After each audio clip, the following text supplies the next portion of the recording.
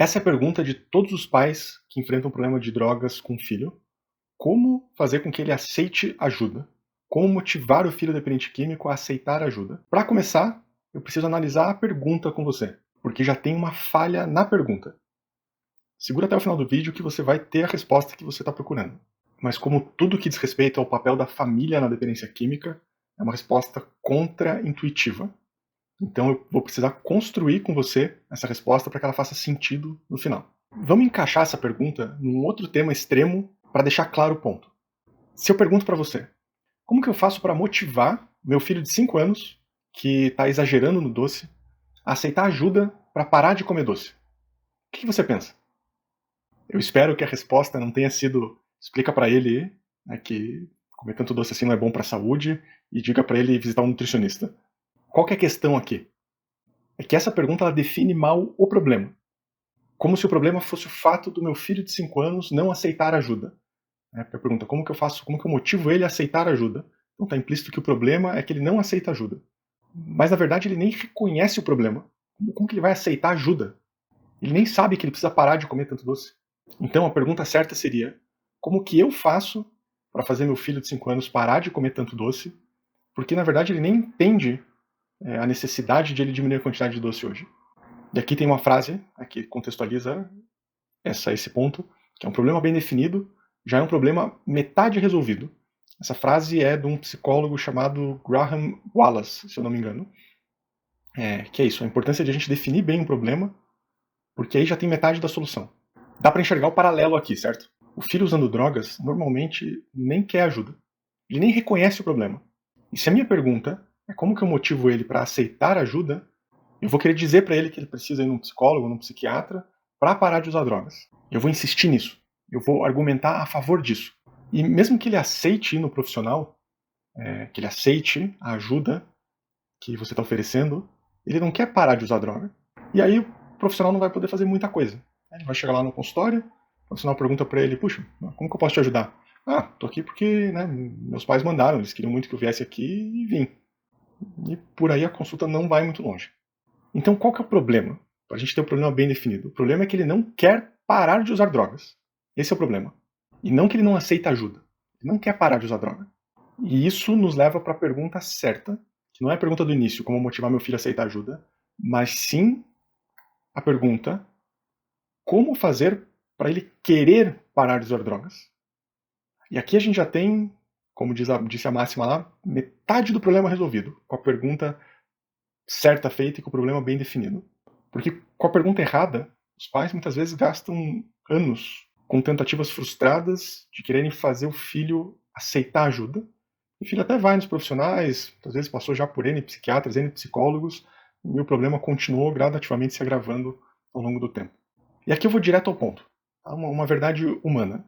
As pessoas só querem mudança quando elas estão sofrendo. Quando está desconfortável demais. Quando a dor é maior do que o prazer. Antes disso, é uma tendência humana procrastinar a mudança. Dá para dizer que a gente é de alguma forma acomodado, como ser humano, no geral. E isso não é diferente para a dependência química. Tem uma máxima na dependência química que diz assim, onde tem problema com droga, tem crise. E normalmente essa crise fica com a família. Até por um mecanismo da própria dependência química, quem convive um pouco com o assunto sabe, que é a manipulação. Então o dependente químico ele desenvolve, até como característica da doença, a manipulação. E a manipulação ela se presta a passar essa crise para a família, colocar a família no lugar que é conhecido como lugar dos codependentes. Por isso que é comum os pais procurarem ajuda antes mesmo que o dependente. Eles estão sofrendo mais. Eles estão com mais dor do que prazer, e não o filho. E aqui começa a ficar claro que quando são os pais que estão procurando ajuda, são eles que precisam de ajuda, não o filho ainda. Eles que precisam de ajuda para descobrir como que eles vão largar essa crise da dependência química, para descobrir como que eles vão passar essa crise para o filho, como que vão passar a batata quente para o filho, como que eles vão fazer para que essa dor que eles sentem passe para o filho e que o filho chegue ao ponto de sentir mais dor do que prazer com relação ao uso de drogas. E aí ele queira mudar, ele queira parar de usar drogas, que é o verdadeiro problema. É o fato dele ainda não querer. E como que os pais podem fazer isso? Tudo começa por se capacitarem. Assim como quando os pais enfrentam qualquer problema, inesperado com o filho, né, de saúde, por exemplo, os pais vão primeiro entender sobre o problema. Então tudo começa pela capacitação, que tem a ver com começar entendendo essa dinâmica que eu estou explicando aqui para você. Por entenderem como que eles chegaram no lugar de reféns do uso de drogas do filho, como que eles podem sair dali. Por entenderem os meios pelos quais a dependência química vai corroendo a família e as relações. E como interromper isso. Por perceberem que eles têm muito mais poder sobre o uso de drogas do filho do que eles percebem hoje. E quando os pais encontram esse poder, aí eles conseguem passar essa crise para o filho para que finalmente ele queira parar de usar drogas. E quando chega nesse ponto, que ele quer parar de usar drogas, porque ele está com a crise, com as consequências do comportamento dele, aí todo tipo de ajuda, psiquiatra, psicólogo, o que for oferecido vai ser bem-vindo. Porque ele vai sentir que ele precisa de suporte para dar conta de algo que não é nem um pouco fácil, que é parar de usar droga. E aí, quando chegar nesse ponto, de ele querer parar de usar drogas, porque ele está com a crise da dependência, está com as consequências do comportamento dele, nesse momento, todo tipo de ajuda vai ser bem-vinda para ele. Seja o psiquiatra, o psicólogo, o que for oferecido, porque ele vai sentir que precisa de um apoio, tá, de suporte para dar conta de algo que não é nem um pouco fácil, tá, que é o dependente químico conseguir entrar num processo de recuperação, conseguir parar de usar droga, porque isso envolve, na prática, para ele, muito mais do que só parar de usar. Envolve uma mudança de amigos, de lugares, é uma mudança de vida completa quase. Isso não é fácil. Tá? Mas quando ele sente que ele precisa fazer isso, aí as ajudas que são oferecidas são bem-vindas.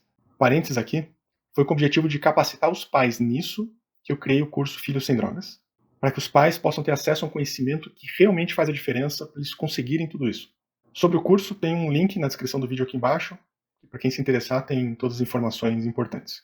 Mas de qualquer forma, eu vou dar aqui nesse vídeo 2 referências que eu gosto muito sobre esse processo dos pais conseguirem passar a crise, passar a dor para um filho, para que aí inicie um processo de tratamento e um processo de recuperação.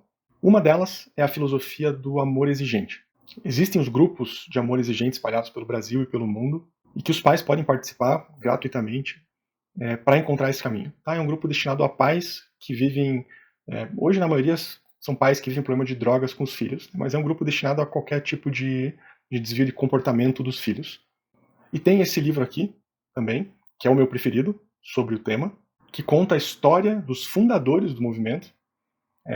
Então eles têm uma história pessoal com o tema, e como que eles criam essa filosofia, os princípios do grupo. Tá? E o livro também explica os princípios, né, dando vários exemplos, né, do próprio casal que fundou o grupo, entre outros exemplos. É um livro riquíssimo, assim, com muita sabedoria para os pais que estão querendo trilhar esse caminho e com muitos exemplos práticos também do que significa essa filosofia na prática. Eu vou ler um trecho aqui a respeito de um dos princípios fundantes desse movimento. Então eu estou com o livro aqui, tá? Eu vou ler esse trecho que eu acho que vale a pena. A tomada de atitude precipita a crise.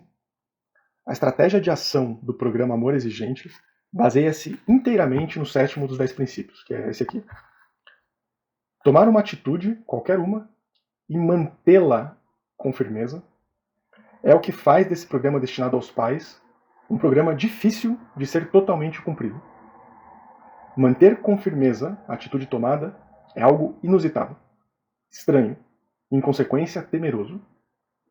É algo que faz do programa Amor Exigente um programa controvertido, embora também o faça operante, eficaz.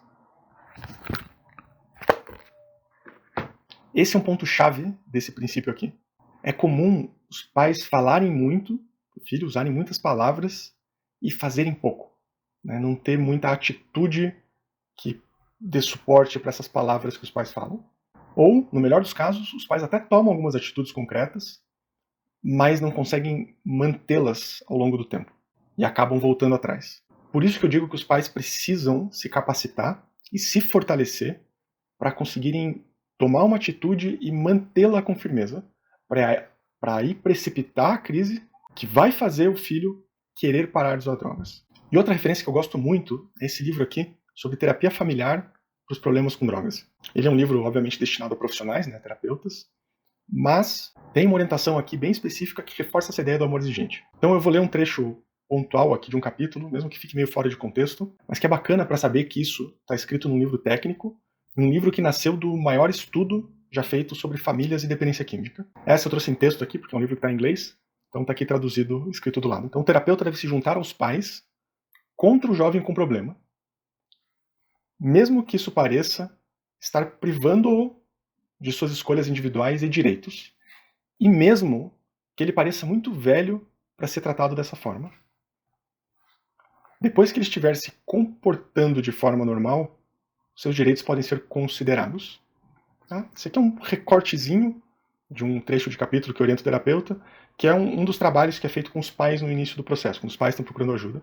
Então o terapeuta se junta com os pais para fortalecê-los e ajudar eles a colocarem alguns limites que vão começar a passar essa crise para o filho. Então, tá aqui a orientação técnica para isso também. Mesmo apesar das ressalvas que os pais muitas vezes têm, fala, puxa, mas isso não vai privar ele da liberdade, isso não vai... Ele está muito velho já, a gente vai fazer isso, o filho tem 25, 30, 35 anos, a gente vai fazer isso? Então, depois que ele estiver se comportando de forma normal, ou seja, com a doença contida, e aí essa lógica de, o livro é enfático, essa lógica dos direitos dele, assim, da liberdade e tal, pode ser considerada. Eu sei que tem uma ênfase mais extrema aqui, assim, mas a ideia é essa tomada de atitude dos pais, os pais assumirem a responsabilidade à frente pelo início de um processo de tratamento. Então essas são colocações, citações que são a ideia de os pais tomarem uma atitude, assumirem as rédeas da situação para conseguirem transmitir, passar essa crise para o filho, para que aí realmente um processo de recuperação de verdade possa começar a acontecer. Aqui, o GIF aqui, em inglês, é seu problema agora. Inclusive isso me faz lembrar de uma máxima dos grupos de mutua ajuda, que é: se você quer usar droga, o problema é seu. Se você quer parar de usar droga, o problema é nosso. Então, na medida que ele quer parar de usar droga, os pais vão deixar que seja um problema dele por completo. Não vão ficar assumindo consequências, pagando preço e pegando essa crise. Quando os pais conseguem fazer com que, olha, agora o problema é seu, isso automaticamente coloca o filho nessa crise que gera a oportunidade de ele querer a mudança e de ele aceitar realmente uma ajuda para fazer